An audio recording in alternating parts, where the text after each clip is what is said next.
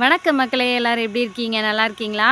இப்போ வந்து நம்ம வீட்டில் உள்ள ஒரு சின்ன சின்ன குப்பையில் உள்ள பொருட்கள் கூட வச்சு நம்ம சேர்த்து வைக்கலாங்க. அதை பற்றி தான் இந்த வீடியோவில் பார்க்க போகிறோம். Welcome to Tarun Sundar family. இப்போ நான் வந்து எப்பயும் காருக்குள்ளே உட்காந்து பேசுவேன். அங்கே பார்த்தீங்கன்னா இன்றைக்கி ஒரே சவுண்டாக இருக்குது.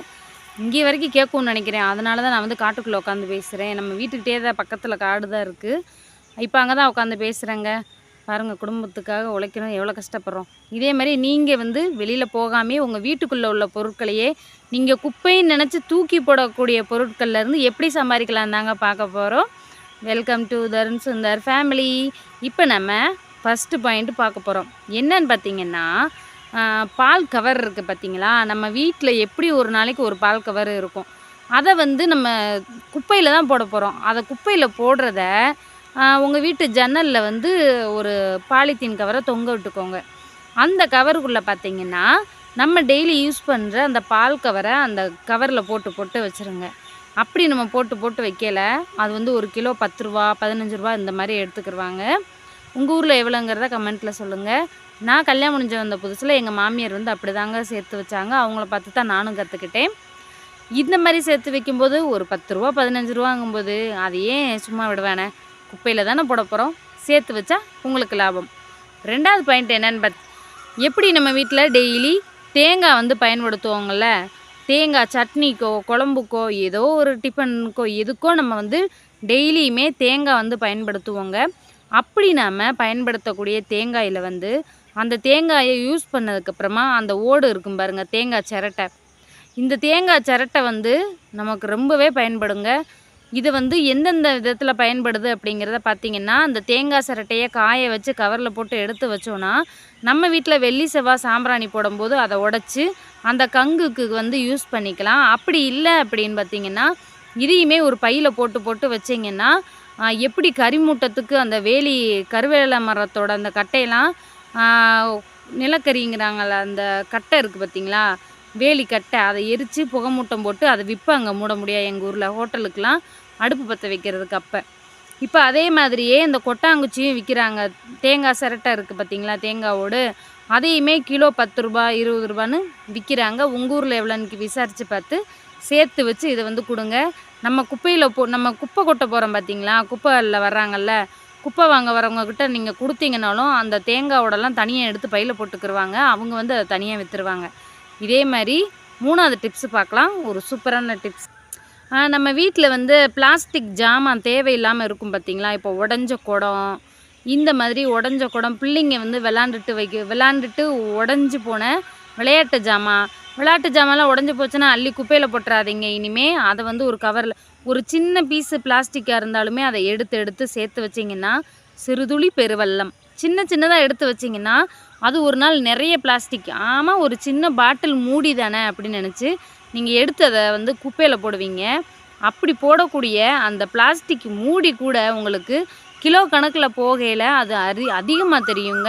பிளாஸ்டிக்கு, நம்ம சும்மா தண்ணி குடிச்சு போடுற பிளாஸ்டிக் பாட்டிலு, இந்த மாதிரிலாம் வீட்டில் நம்ம மிச்சப்படுத்தக்கூடிய அந்த பிளாஸ்டிக், ஒரு தேங்காய் எண்ணெய் பாட்டிலு, ஒரு சாம்பு பாட்டிலு, பாத்ரூம் கழுவ பயன்படுத்தக்கூடிய அந்த லிக்யூடு பாட்டிலு, ஃபினாயில் பாட்டிலு, இந்த மாதிரி நீங்கள் என்னென்ன பாட்டில் வீட்டில் மிச்சமாகுதோ அந்த மாதிரி எண்ணெய் பாட்டில் எல்லாத்தையும் சேர்த்து ஒரு சாக்கில் போட்டு போட்டு வச்சுக்கோங்க. அதை வந்து இரும்பு பிளாஸ்டிக்லாம் வாங்க வராங்க பார்த்திங்களா. இன்றைக்கி வந்து ஒரு அலுமினியம் வந்து ஒரு கிலோ பழைய அலுமினியம் வந்து ஒரு கிலோ 150 ரூபாய்க்கு போகுது. சில்வர் வந்து ஒரு கிலோ பழைய சில்வர் வந்து 50 ரூபாய்க்கு போகுது. அதே மாதிரி பார்த்திங்கன்னா பிளாஸ்டிக் வந்து 20 ரூபாலேருந்து 30 ரூபா வரைக்கும் போகுது, பிளாஸ்டிக் தரத்தை பொறுத்து. இந்த மாதிரிலாம் நம்ம எதுக்குங்க மிச்சப்படுத்தாமல் இருக்கணும். நம்ம கண்ணுக்கு தெரிஞ்சு இவ்வளோ பொருள் வரும்போது அந்த பாட்டிலெல்லாம் தூக்கி போடாமல் நீங்கள் வந்து உங்கள் தெருவில் வர்றவங்கக்கிட்டே நீங்கள் கொடுக்கலாம். எங்கேயுமே சுமந்துட்டு போகணுன்னு அசிங்கப்படாமல் தெருவில் வாங்க வருவாங்கங்க, அவங்கக்கிட்ட கொடுக்கலாம். அடுத்து வந்து பார்த்திங்கன்னா, நம்ம பேங்கில் அலுமினியத்தில் வளையல் இந்த மாதிரி இருக்கும் பார்த்திங்களா, இந்த மாதிரி வளையலெல்லாம் தூக்கி போடாமல் ஒரு கயிறில் கட்டி வச்சுக்கிட்டே இருந்தீங்கன்னா, பழைய அலுமினிய பாத்திரம்லாம் வாங்கிக்கிட்டு புதுசு வாங்குவீங்க பார்த்திங்களா, அப்போ அவங்கக்கிட்ட நீங்கள் கொடுத்தீங்கன்னா அதையுமே நல்ல விலைக்கு எடுத்துக்கிடுவாங்க. கிலோ 150 ரூபா. அலுமினியத்தில் என்னென்ன இருக்குதுன்னு உங்களுக்கு தெரியுமா? கையில் போடக்கூடிய வளையல், நம்ம ஒவ்வொரு டானிக்கு பாட்டிலு, இந்த மாதிரி நிறைய இது அலுமினியத்திலே வரும், உங்களுக்கு தெரியும். டானிக் பாட்டிலோட மூடி இதெல்லாம் பார்த்திங்கன்னா அலுமினியம், அதெல்லாம் தனித்தனியாக சேர்த்து வச்சிங்கன்னா ஒரு நாள் எடைக்கு போடும்போது கிலோ 150 ரூபா வரைக்கும் நீங்கள் சம்பாதிக்கலாங்க. அந்த 150 ரூபா ஏதோ ஒரு விஷயத்துக்கு நமக்கு யூஸ் ஆகும் இல்லையா? மறந்துடாமல் இந்த டிப்ஸையுமே நீங்கள் உங்கள் வீட்டில் சேர்த்து வச்சு. அடுத்து வந்து பார்த்திங்கன்னா பழைய பேப்பர் வந்து நல்லா எடைக்கு போகுங்க. இப்போ வந்து நிறைய பேர் வீட்டில் பேப்பர் வாங்குறதில்ல. டிவி, நியூஸு, ஃப்ளாஷ் நியூஸு படிச்சுட்டு போயிடுறீங்க.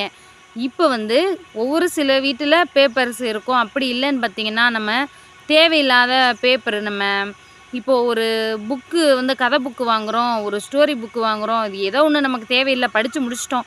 ஒரு ஆனந்த விகடனோ ஏதோ ஒன்று ஒரு புக்கு வாங்குறீங்க, உங்களுக்கு படித்து முடிச்சிட்டிங்கன்னா அதை வந்து ஒரு பத்திரமா எல்லா புக்கையுமே கதை புக்காக எதாக இருந்தாலும் சரிங்க, அந்த வேஸ்ட்டு பேப்பர் இதெல்லாம் ஒரு இதில் அடுக்கி கட்டி கயிறு போட்டு கட்டி வச்சிட்டிங்கன்னா அதையுமே நமக்கு தேவையில்லைன்னு நினச்சிங்கன்னா அதை நீங்கள் எடைக்கு போடலாம்.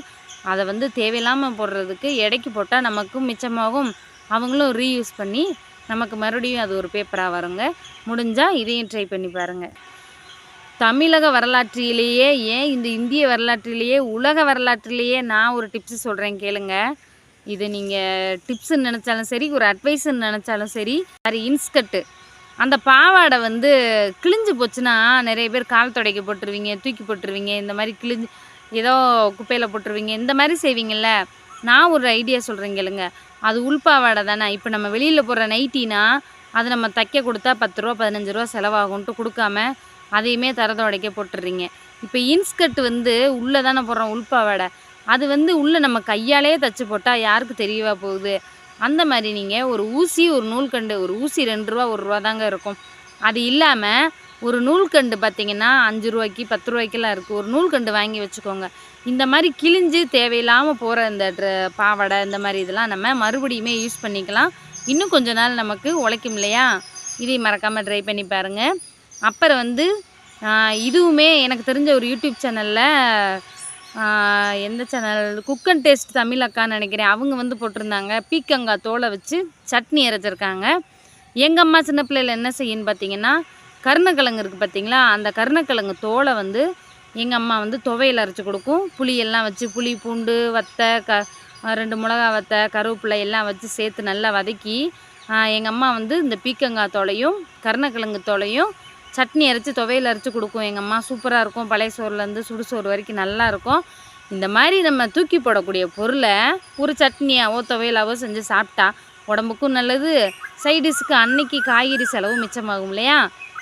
மறக்காமல் ட்ரை பண்ணி பாருங்கள். அடுத்து வந்து மருதாணி. நாங்கள் சின்ன பிள்ளையில் மருதாணி பிடுங்கிறதுக்கு கூட்டமாக போவோம், ஃப்ரெண்ட்ஸுகளாக சேர்ந்து போவோம்.